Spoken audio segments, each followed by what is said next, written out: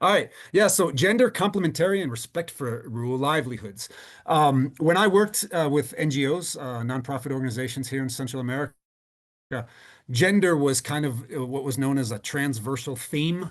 So it didn't matter if we were working in a project aimed at improving political governance or working with in production for small farmers, whatever it was always expected that we had some sort of focus incorporated into the project to support gender equality, to try and improve relationships, to empower women, to ensure that there was more equality between the different genders. In that sense, people who work in nonprofits in the development sector generally have at least, taken a course on gender equality or done some workshops on this theme. Um, but one of the things that I became somewhat frustrated with was that there was kind of this curriculum of gender equality that everyone understood, that everyone kind of repeated. But it was kind of this one size fit all solution for how to implement gender equality, how to work towards gender equality. And as you might have gained from some of the other classes, I one of the things that I think is uh, maybe a universal truth in development work is that there is no universal solution, no matter what you're trying to work towards. If we're working in with small farmers, for example, the case is that there is no one type of seed, one type of planting, one type of agricultural technique that can be universally applied. Things are always context dependent. And when we talk about how to work towards a better sense of balance between men and women, this idea that there's just, one solution, one size fits all, um, seemed to me to be rather naive. And it generally was the solution that was put forward came from urban centers and was tried to be and what was attempted to be fit to the reality of rural women, that didn't take into context what it meant to be a rural woman, what it meant to be a person who lived area. Um, as part of the class outline, I want to start with a disclaimer. I'll say right now, I understand that um, my place as a man, speaking about gender equality, puts me, or should at the very least make me understand that I'm not the most adequate to discuss this. I understand that there is a enormous history of violence and imbalance against women, and that as a man, I need to speak very carefully about this issue. So I want to say that everything that I say is open to debate, is open to critique, and I hope that's the case. Um, so I'll say that from the outset. The next thing I want to talk about is look at some of the statistics on the current situation of gender equality or lack thereof. A couple of years ago, UN Women, the organization UN Women, came out with a really good report that was analyzing the halfway point on the Sustainable Development Goals related to gender equality. So I want to look at that report quickly to see kind of where we're at.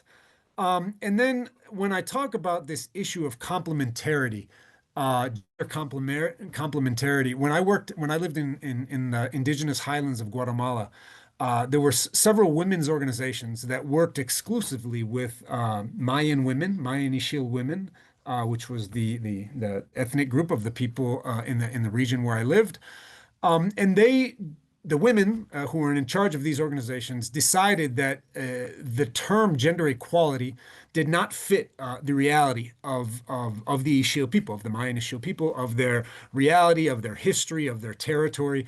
And they preferred to talk about complementarity, gender complementarity. And it was really fascinating kind of experience for me as an outsider, as a Westerner, a man, to understand what they meant by that. And it was I think, an opportunity to critique, in a sense, how people in the development world work towards this issue of gender equality. Um, then later on, just I guess more recently, Ivan Illich, one of my favorite thinkers, wrote a book in 1982 that was titled Gender. And this was in the early 1980s. the discourse, public discourse on gender, wasn't what it is today. He was one of the first people, along with several different feminists, that started to introduce this idea of gender roles, of gendered reality. So I want to look at what he talks about the reign of gender versus the regime of sex, and his critique of how we can work towards better relations between men and women. Um, then also he talks in that book about broken gendered realities, broken gendered relationships, and the rise of patriarchy. And at the end, I want to talk about how to respond. How do we, those of us who work with empowering women, with improving relationships between men and women, working towards greater equality and balance, do we? What is the difference between a sort of homogeneous equality versus a differentiated complementarity? Um, Again, starting with a sense of a disclaimer. I had the privilege of working with groups when I first moved to Central America. And it was an eye-opening experience to see, lots of violence, lots of gender violence, lots of social violence towards women. But at the same time, it was extremely empowering for me to work with. This is a group of women that I worked with, women who had been infected with HIV and AIDS by their partners due to the traditional kind of male chauvinistic culture that is dominant here in Latin America, where I live. These women were able to move away from very violent relationships with their partners. They started this group of women started a bakery in the small rural community where they lived to take care of themselves, their children, their health. And it was an example of I think how very marginalized, disenfranchised women who have had suffered various types of violence can empower themselves through responding to gender imbalances.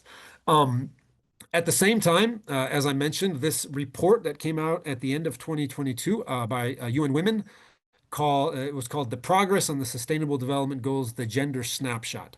And it showed essentially that, what these women here, had achieved. These women had achieved greater economic independence. Obviously, less gender-related violence by moving away from very physical and emotionally and psychologically abusive relationships.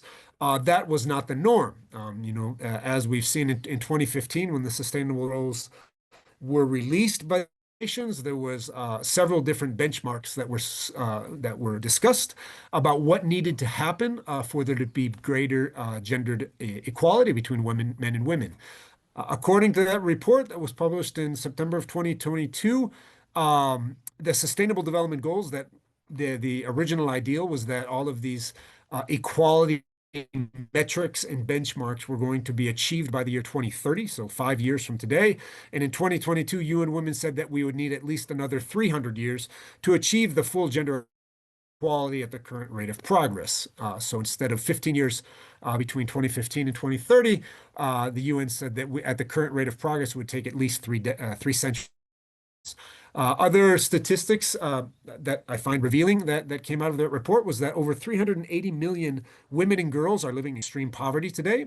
Poverty disproportionately affects women because they tend to not have as many opportunities as men to receive education, to work, to own property, to own a business, et cetera, et cetera. Another thing is that 12 million girls, young girls children under the age of 18, are forcefully married each year in different cultures. A lot of times people make the mistake that this is something that only happens in indigenous areas or in rural areas around the world. But the report was interesting that in many areas in the United States, especially in very conservative regions, girls are also being married off in wealthy countries as well. In terms of physical violence, one woman or girl is killed by someone in their own family every 11 minutes. So the whole issue of feminicides and direct physical violence towards women is still very unfortunately prominent. Some 44 million women and girls were forcefully displaced by the end of 2021. That could be caused by climate change, war, tensions, conflicts, human rights violations, etc. Here in Central America, where I live, it has slowed down in the last couple months, but the migrant caravans, as they were called, where thousands and thousands of people were moving, northward from South America, from Central America, from other parts of the world towards the north. The caravans, the route that they took is just 10 or 20 kilometers from where I live. And I remember several times we would go and document these caravans and see what we could do to help. And the vast majority of those people who were moving northward were women and girls. Men who migrate generally, put forth the money to pay, the smugglers, the human traffickers, which though is a type of violence, is generally considered to be much safer.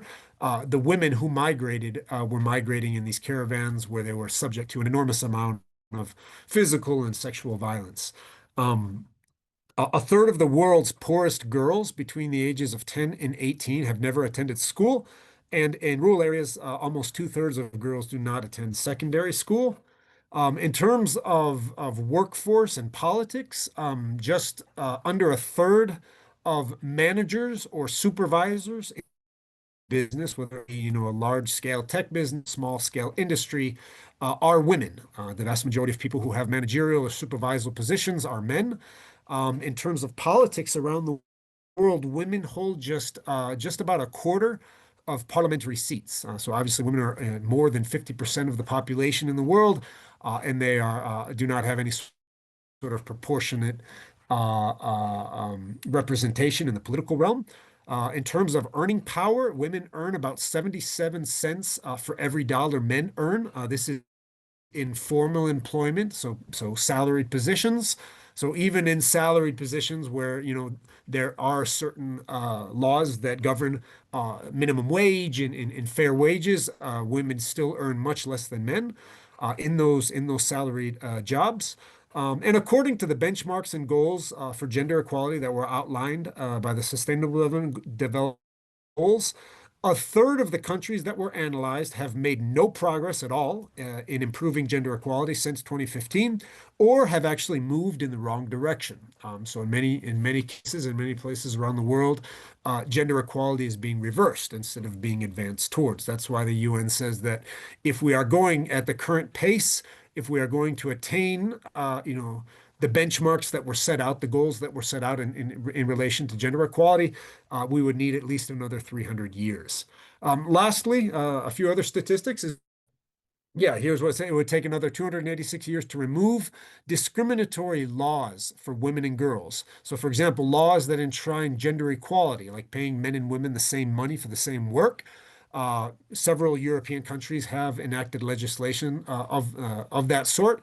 Other laws that prohibit discrimination against women, that guarantee equal rights. All of these legislations, according to the UN, are crucial to ensuring women have equal legal rights and protections. However, gaps remain in many countries, and at the current rate, the UN believes it will take 286 years to secure these legal frameworks. And lastly, in 2020, school, preschool, and daycare closures led to an additional estimated over 500 billion hours of unpaid economic labor, mostly in the area of childcare. The vast majority of that fell upon the shoulders of women, working women, women who work in the home, farmers, women who work in agriculture. Generally take on what is considered unpaid economic activities, which is care, uh, cooking in the household, cleaning in the household, et cetera, et cetera. So that's just kind of a brief snapshot of what the UN uh, has kind of outlined as some of the problems facing women around the world. Um, the question, I think that these statistics pretty much lay it bare in saying that uh, there is a very real problem. Um, but I think that when we see that progress is not being made, like the UN says, instead of achieving gender equality in 15 years, it's going to take us 300 years at the current rate, or that in many countries, instead of advancing towards greater equality, we're going backwards. Um, I think that reality requires us to stop and think about what is being done and how we frame, this issue. And Ivan Illich, back in 1982, wrote a book that I think was widely attacked at that moment. It was kind of, we talk today in modern times about canceling. Um, in the 1980s, before obviously the age of the internet and social media, Ivan Illich, when he wrote this book and published this book, was kind of the end of his academic career. He was widely attacked for it. But I think that one of the reasons that he was attacked is because there was not an understanding really of what he was trying to discuss. And I think that one of the things that Illich saw, even 40 years ago, back in the early 1980s, was that this struggle towards a equality, an absolute equality between men and women was not working, right? So, all throughout the 1960s and 70s was kind of the beginning of the feminist movement, and there was movements for equal pay, for protections of women's rights.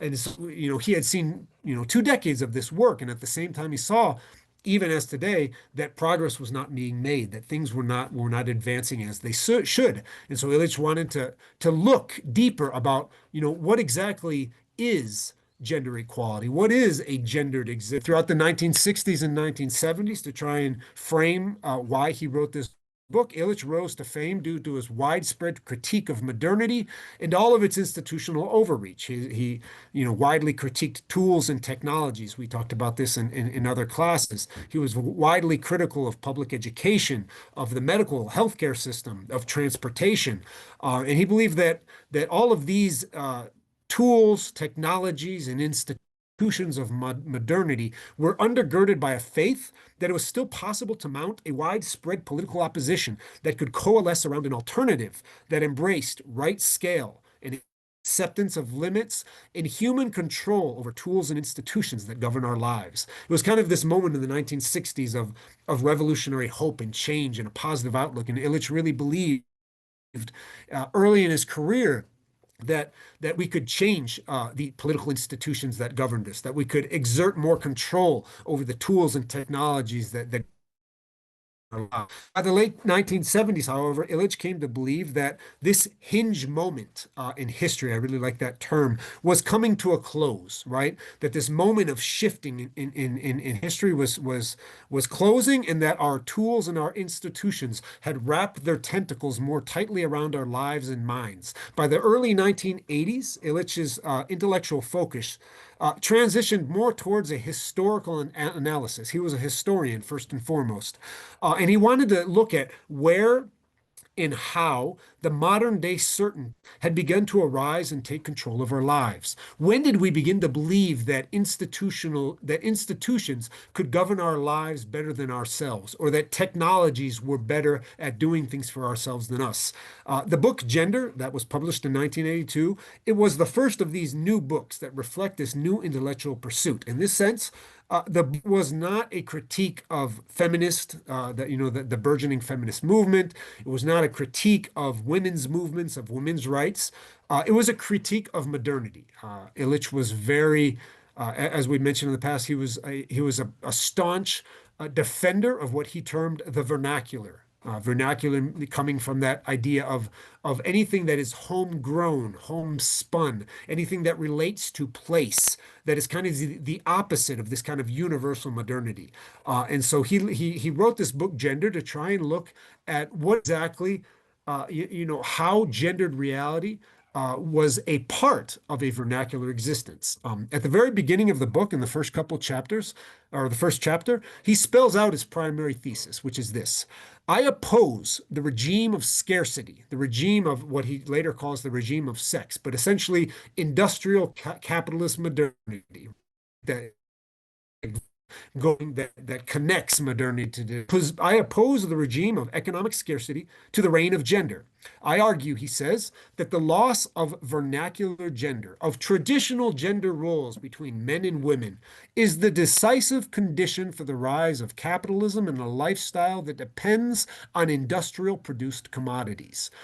Throughout the book, Illich looks at all sorts of historical examples and shows that in every pre-modern culture, there was always a gendered existence. There was always a differentiation between what tools men could use and women could use, what tasks were for men to do and for women to do, what areas of the home belonged to the men, belonged to women, what areas in the community men could go to and women could go to. He argues that there was a fundamental difference between how men and how women could understand the world, understand society, and understand their place in it.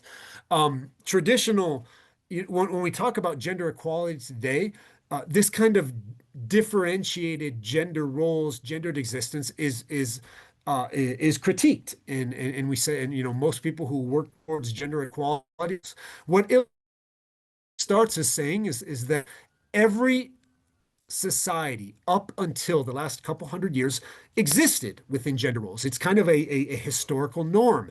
And he said that there is no universal gendered norm. He makes all of these great kind of comparisons that, in one valley, in one mountaintop, women might do certain agricultural tasks.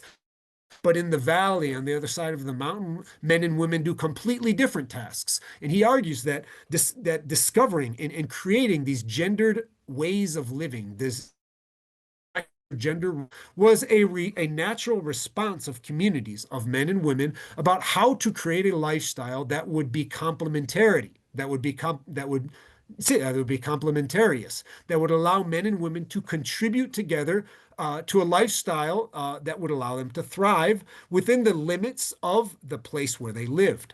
At the outset, then, it might appear illustrating his scathing critique of industrial modernity through searching for its historical roots. Throughout the work, though, he posits that the war on subsistence and the subsequent extinction of the vernacular realm was only possible through first destroying the most fundamental duality or complementarity that existed in every pre-modern vernacular culture, that of women and men. Illich believed very strongly that the erasure of differentiated gendered reality was an essential element for capitalism and industrial modernity to arise. He argues capitalism generally, and this is kind of, follows from a Marxist critique that, the wealthy oligarchic class sees nothing more than a unit of labor. Right. And so, the thing is that men and women, starting in the 1800s, were seen as completely the same because, men and women could sit in a factory like these women here and do the same jobs, right? We have the same tools, we have the same hands. We could be seen as cogs in the machine that could push the industrial labor, right? That type of mindset could never have existed, Illich says, in a pre-modern gendered reality, because the idea that men and women could do the same thing, could function for the same economic ends, was completely different in pre-modern times. It was, where I live, where we still have elements of kind of pre-modern traditional vernacular realms. The idea that women and men can all do the same things is still very, it's challenged, right? There's an understanding in peasant cultures in Latin America that men and women have different roles on the farm, in the household. And in the best cases, those roles complement each other towards a peasant type of existence. Illich states bluntly that an industrial society cannot exist unless it imposes certain unisex assumptions, the assumptions that both sexes are made for the same work. The transition from the dominance of gender to that of constitutes a change of the human condition that is without precedent, he says. He believes there's an epistemological and ontological shift that occurs when we lose this sense of otherness, right? That is embodied in gendered reality. He blames economic institutions for transforming two culturally embedded genders that existed in imperfect but proper relations of complementarity into what he calls economic neuters. That was an absolute requisite for the commodification of everything that went along with the growth of the industrial capitalist takeover of the world. I think it's interesting when he talks about different cultural embedded genders that were never perfect, right? This idea that, before the rise of capitalism, there were this kind of romantic and perfect balance between men and women working together. He says, no, that was never the case. Was always tension. There was always a sense of fighting, of making sure, of pushing and pulling back and forth on this sense of complementarity. But he said it was never the case that men and women would strive towards the same thing, that they both wanted the same thing. There wasn't the sense of kind of the competition being between sexes, right? The competition between men and women, both trying to achieve the same thing. He said, no, it was the fight between men and women in the past was more focused on trying to push and pull these levers of complementarity so that there was a greater balance. And he said that that's a fundamental difference in how we look at how do we create better relationships in the household, in a society, in a nation between men and women. Um, the question that he asks himself is that is there something proper or fitting about vernacular? Illich believed the historian would affirm the fact that every pre-modern society developed gendered realities, fit to the uniqueness of their places. That is he believes that that is a testament to the naturalness of gender, that there is a natural differentiation in this sense because historically it has always existed. Modern day economic neuters, where men and women seek to achieve the same thing, is a historic anomaly. That it's the first time in history where we see this.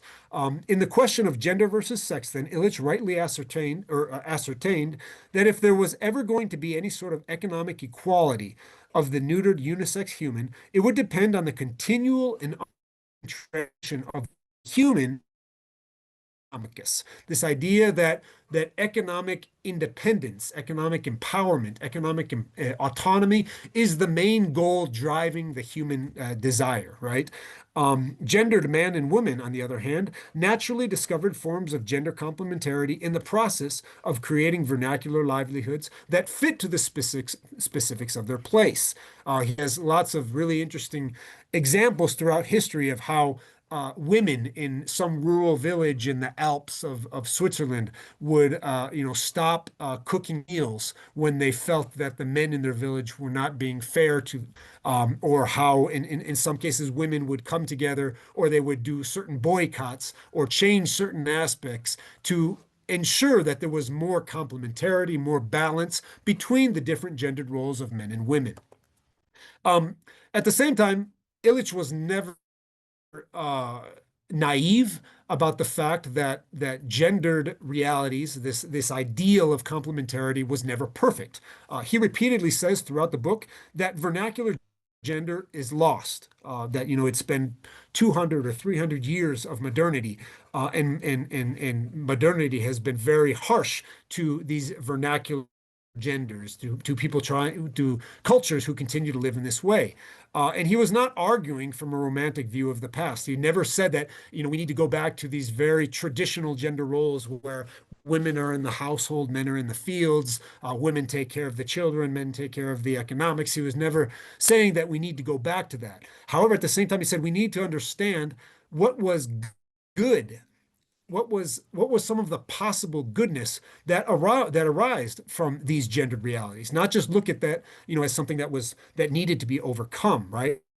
And also to understand that the incursion of industrial economics not only broke vernacular and subsistence lifestyles and economies, but it also broke the way, the prime otherness of these ways of being. He talks a lot throughout his book about broken gender, about how modernity came into these cultures, broke up, for example, traditional farming communities, agrarian livelihoods, broke these gendered realities where men and women worked together in forms of balance and complementarity and equilibrium, and imposed, in the worst cases in the 1800s, 1900s, this kind of moving families into the slums and urban areas and forcing men and women to work, you know, 10, 12, 14 hours a day in factory conditions just, for slave wages, essentially. And that essentially broke not only traditional economies, traditional ways of subsistence, but also the gendered form of living, the gendered realities, the complementarity that existed between men and women.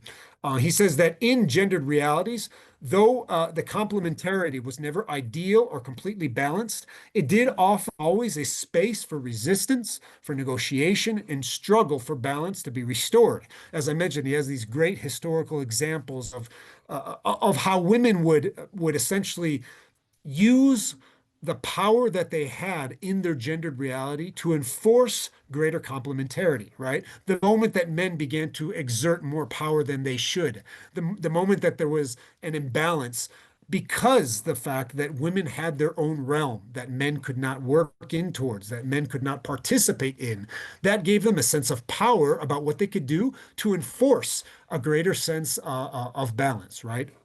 Women had their domains, had theirs, and there was a continual dance between two fundamentally different ways of beings that was a part of the reality. When this complementarity began to break down, the only space for women to resist was in direct competition with men who were both fighting for a larger slice of the same pie.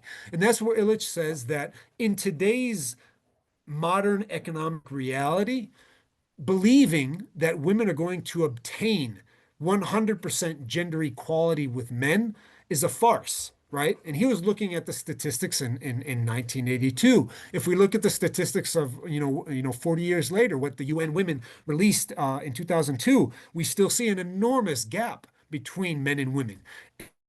And Illich says that this gap, this inability to create conditions of equality within a global neoliberal economic industrial economic paradigm should lead us to question whether that is possible. And so his argument is that the problem is that as in what he calls the regime of sex, right, where men and women are considered these neuters, economic neuters, where we're considered to be exactly the same, this homogenous human being, this idea of a human that is not different, and that in this sense, everybody has to compete. There's this nonstop competition for a larger slice of the same pie. And he says that given the historical realities, given the broken gendered, given the reality of patriarchy, women are never going to be able to achieve greater, 100% equality with men.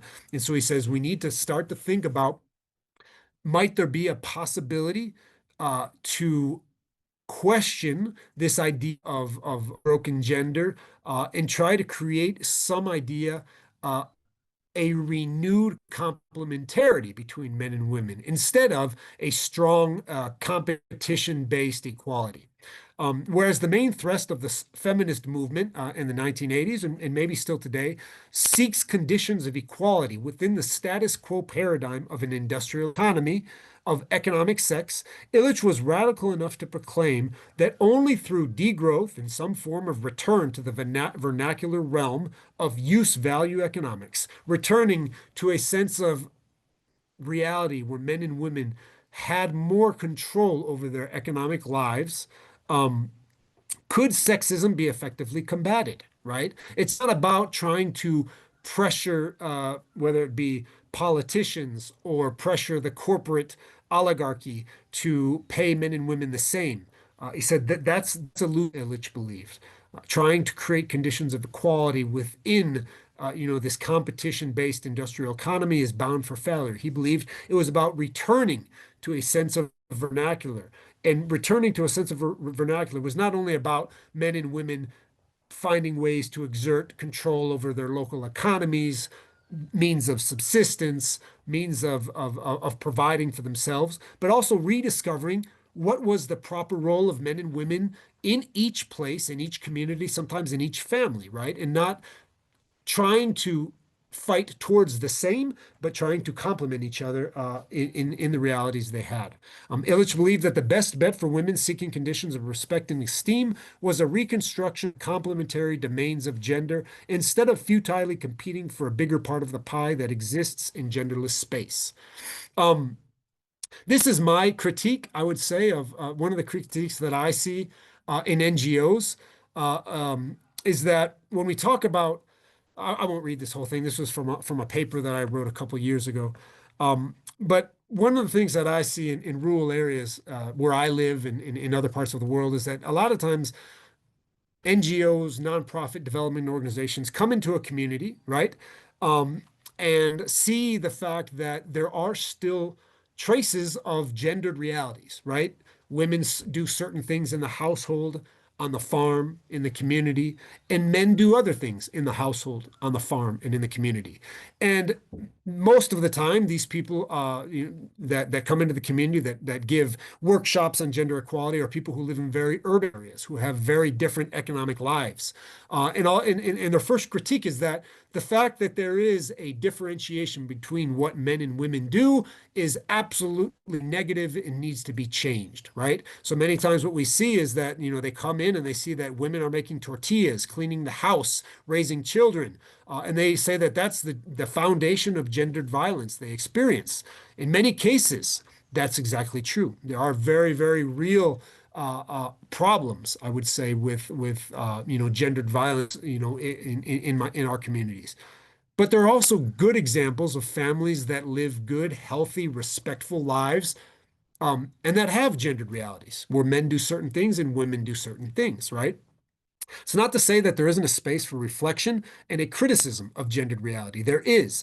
But what Illich enjoins us to consider is that maybe the remedy or the response for the asymmetrical gender relations of patriarchy is not to force women into the regime of sex where they will be subjected to a more systemic violence that arises from continual competition and a remaking of their understanding of themselves. Rather, inviting women to take the lead in reasserting and redesigning a greater symmetry of complementarity within a gendered existence might make more sense.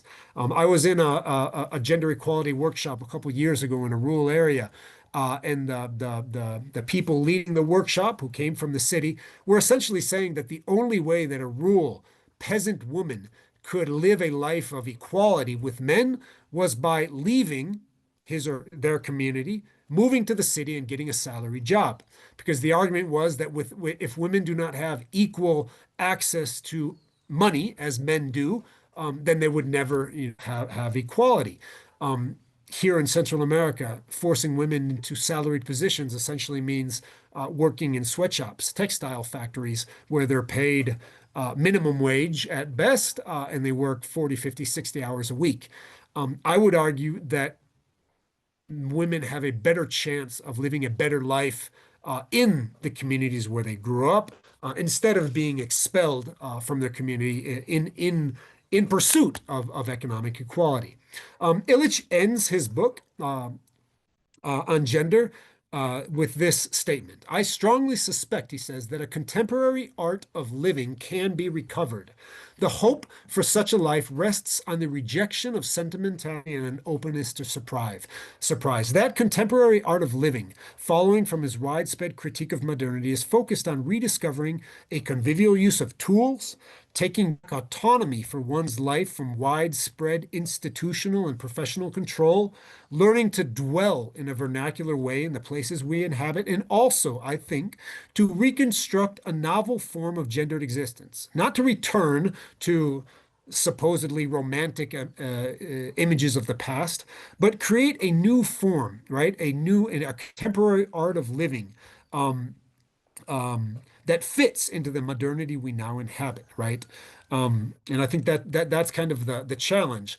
I think that he sees this possibility with hope because a renewed gender existence, a new way of creating complementarity between men and women, might allow humans, men and women, to engage their world through autonomous tasks of subsistence-oriented living rather than to begrudgingly perform the burdens of shadow work, and also open up a space of necessary contention, leading hopefully to a dialogue between the genders where new forms of complementarity might be worked out in the particularities of every distinct vernacular space. In this latter opportunity, men, especially, need to be prepared to acknowledge that working out new forms of complementarity cannot simply turn a blind eye to the patriarchal violence that has characterized the last centuries of broken gendered existence, but rather us men need to be open to the fact to understand, to recognize, to admit the violence that has allowed us to prosper, but and be open to again a new form of negotiation about how we can create relationships of complementarity within a reality that we share.